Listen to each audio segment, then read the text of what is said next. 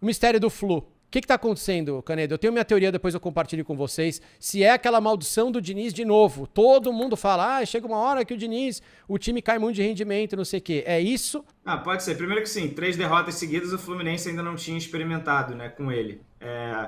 E bem ou mal, eu fui até fazer o levantamento aqui, o Fluminense era vice-líder antes dessas 3 rodadas. Então, tinha gente que ainda acreditava em título e agora, 3 rodadas depois, tem gente que está colocando em dúvida a classificação para a Libertadores, pelo menos para a fase direta, fase de grupos. O que seria bem frustrante, né? Não conseguir se classificar. Mas aí, por esse medo, esse receio de, cara, o que explica, né? O Fluminense do nada, né, deixou de performar, somar ponto. Aí eu fui fazer o levantamento lá do São Paulo. No Campeonato Brasileiro de 2020, que ali já era em 2021, o São Paulo do Diniz começou na 28ª rodada. Ao fim da 27ª, ele estava na liderança com 56 pontos. O Flamengo tinha 52. Nas 6 rodadas seguintes, 4 derrotas, 2 empates, 6 gols marcados apenas, ou seja, 1 gol por jogo, e 14 sofridos. Quase, bota aí 2,5, né? Cara, a sequência ruim do Fluminense começou mais ou menos junto. 29ª rodada. Lá foi na 28ª. E agora são 3 rodadas. O Fluminense, nessas 3 rodadas, perde de 2-0 do Galo, 3-2 do Atlético Goianiense e agora 2-0 do América. Só que o recorte do Fluminense maior, que pega a eliminação para o Corinthians, aí tem uma vitória no Fla-Flu ali que dá uma mascarada, talvez, mas o rendimento do Fluminense já tinha caído. 13 jogos para trás do Fluminense, 4 vitórias, 3 empates e 6 derrotas, menos de 40% de aproveitamento, com 23 gols sofridos em 13 jogos. Então, assim, o Fluminense voltou a levar muito gol. Tá muito fácil fazer gol no Fluminense. Ficou fácil. Por quê? Se, sei lá, tudo bem, algumas dessas rodadas o Manuel não jogou mais ontem, jogou o time titular. Todo técnico que é muito cobrador, que exige na agulha, assim, na ponta, no fio da navalha, no último item, ele tende a ter um desgaste. Isso é um fato. Isso é uma regra, vamos botar assim.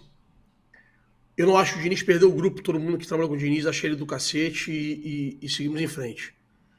Mais uma vez a gente encaixa em nivelamento de expectativa. Se oferecesse o Fluminense entre os 8, estaria assinado no início do campeonato. E agora o 5º lugar ofende. Isso também pesa. O elenco do Fluminense é curto. E eu acho que os times adversários vão vendo. Esse é um processo evolutivo. O tema Fernando Diniz é um tema sempre complexo porque, notoriamente, ele é diferente dos outros. Isso incomoda. O diferente incomoda em qualquer lugar do mundo. E ele fazer coisas que os outros não sabem fazer incomoda, gera uma reserva de mercado e gera um ataque a mais. Perder 3 jogos no Brasileiro é normal para qualquer time. O Fluminense, eu acho que alguns atletas foram potencializados pelo Diniz. Alguns atletas estão rendendo muito mais do que rendiam. Cara, o que ele fez com o Ganso, eu sou profundo crítico do Ganso. O Ganso não jogava bola há 4 anos. Não jogava bola há 4 anos. E a gente tava, e tinha uma onda no Brasil de Ganso na seleção brasileira, muito por conta do trabalho do Diniz. Acho que o Diniz perdeu peças importantes e conseguiu segurar. Então, acho que perder esses 3 jogos, pode dar no mole ou outro, etc, eu acho que é normal. E outra coisa, o torcedor do Fluminense deixou a desejar esse ano, tá? Na minha humilde opinião. Jogos bons do Fluminense, jogos grandes, com pouca gente no Maracanã. Isso pesa para quem tá dentro do campo. Pesa. E eu vi o Fluminense várias vezes não lutando no Maracanã. Minha teoria, cara, eu posso estar viajando, tá? O jeito que ele joga é diferente, o Fernando, certo? É um jeito que o próprio Vitor Pereira falou que ele nunca tinha visto em nenhum lugar que ele passou, que é um jeito muito legal de jogar. Eu não sei se o Fernando consegue treinar 22 caras assim. Eu acho que ele consegue treinar 11. Eu acho que ele é um excelente, ele é um excelente treinador de time titular. Enquanto o Flu estava em equilíbrio, e eu falei isso aqui e eu falei isso na transmissão da Amazon, com o André jogando na posição dele, com o Nonato ali, com o Ganso, não sei o quê, tava tudo bem. Quando perde o Nonato, começa a ficar difícil. Quando o André joga, não tava suspenso, não joga a semifinal da Copa do Brasil, problema pro Fluminense. O Fluminense cai muito de rendimento. Então é um time que, com 11, é muito bom. Quando começa a tirar um ou outro, é um castelo de cartas. E eu acho que esse, para mim, é o problema do Flu. Sem o Nonato começou a ficar difícil, e quando o André não jogou aquele jogo, ficou muito difícil. E aí, às vezes perde um jogo como esse, que é normal perder.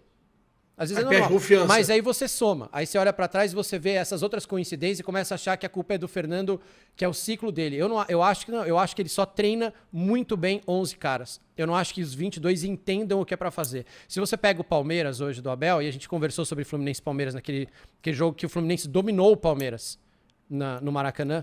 1-1. Sai o Marcos Rocha, entra o Mike e não muda nada. Nada. Danilo é o que mais faz falta lá no Palmeiras, que ele é um motorzinho do time. Mas mesmo sem ele, o Palmeiras cai em rendimento, mas continua ganhando. Machuca o Veiga, bota, sei lá, o Gabriel Menino, o time continua metendo gol. Então, o Palmeiras tá espelhado direitinho e tem um jeito de jogar. O Flu não consegue replicar o jeito de jogar quando entram outros jogadores. Sei lá, essa o minha... O trabalho também Thiago, o trabalho é mais antigo também, né? Vale ressaltar, né? Também. O Abel tá lá 3 anos, o Diniz tem 6 meses de Fluminense. Cara, assim, eu vou dizer assim, pelo meu lado torcedor, não é nem pelo que foi criado, mas Fluminense acho que hoje tem a 8ª ou 7ª força em termos de elenco. Então, se antes do campeonato me oferecem um 6º lugar, eu assino. Eu super assino. Só que hoje, se o Fluminense terminar abaixo do 6º lugar, seria muito frustrante para o que foi o ano. O Fluminense não está tendo, assim, vou ser sincero, problemas de lesão, não está perdendo um jogador importante por muito tempo. Perdeu ali o André na semifinal da Copa do Brasil, perdeu o Nonato vendido, perdeu o Luiz Henrique lá atrás, que foi um baita de um golpe, né? Poderia imaginar um ano bem diferente com ele, mas o Fluminense não perdeu o Cano por um mês, né? Quem vai fazer os gols? Não, o Cano está jogando lá todos os jogos, o Ganso. Então, assim, o Fluminense não teve esse tipo de problema. Cara, vai ser bem frustrante se o Fluminense perder esse 6º lugar. E tem muito torcedor do Fluminense que está com esse receio. É um momento decisivo também da carreira para o que vai ser do Fernando Diniz. Ele precisa dar a volta por cima e terminar com essa vaga direta na Libertadores. Se vai ser em 6º, vai ser em 5º, vai ser em 4º, não. Mas ele tem que entregar isso. Porque também isso dá tranquilidade para ele, segurança para renovar contrato, para o Fluminense ter mais dinheiro para contratar jogador que ele possa pedir, porque isso não aconteceu esse ano. Ele chegou com o carro andando. Então, para as coisas acontecerem na carreira do Diniz, ele precisa dessa vaga direta. E ele precisa ter 22 Eu acho que seria muito dele. bacana ele montar um elenco dele. Isso. Falamos junto, falamos igual. Eu acho que ele é um cara que vai, por exemplo, tirar um cara da Série C do brasileiro, que vai enxergar que o cara tem a característica que ele goste, vai custar mais barato. O Klopp faz isso, né? O Klopp faz isso muito bem. Só que eu acho que o Klopp falta algumas páginas no livro dele também, mas isso é outro assunto, outro dia. Mas eu acho que o Diniz, podendo montar o time dele, bastante agradável de ver. Eu gostaria muito que ele continuasse no Fluminense bem. Essa imagem ontem, cara, chamou muito a atenção, assim, dele de olho fechado, respirando fundo. Me lembrou Bad Boys 2, sabe o chefe de polícia ele fazendo muito engraçado. O Ussa! Sabe o chefe de polícia fazendo na orelhinha assim, Ussa, pra ficar calmo, o chefe de polícia? É a mesma cena. Mas a mesma crítica que eu faço à torcida do Tricas, estico aos colegas do Flu, assim, eu não acho que esse comportamento na arquibancada ajude. O Fábio falou, olha, isso não ajudou e não sei o quê. E eu concordo com ele, mas vou ouvir um torcedor do Flu.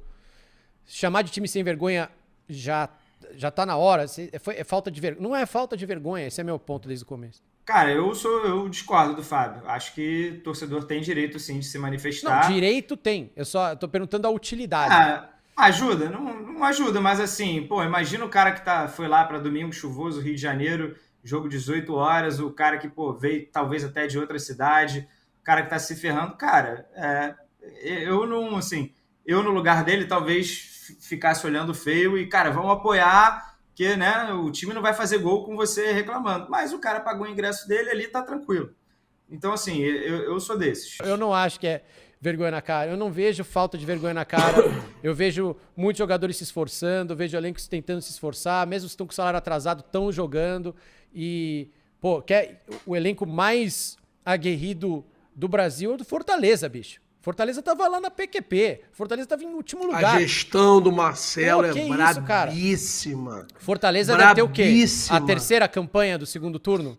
Se fosse deve ter terceira ou quarta campanha do segundo turno, se bobear, deve estar atrás do Palmeiras e do Inter. Já vejo isso aqui pra você. Absurdo aqui. Fora os quilômetros percorridos, né? Que faz gerar um cansaço muito maior, muito diferente, uma logística muito pior, diferente. etc. De vergonha na cara é muito bizarro. Tem um cara. índice, né? Vamos fazer uma pesquisa. Como é que de vergonha mede na isso, cara? É isso. Como é que É você muito mede fácil, pô. doido. É um muito exame fácil de você sangue. terceirizar a culpa. É uma assim. dermatologista, ela raspa, ela pega uma amostra de pele do rosto da pessoa e vê se tem vergonha na cara. É isso. Tem no clube, tem exame de sangue pra ver lesão e agora tem um exame dermatológico de vergonha na cara, pô. Normal.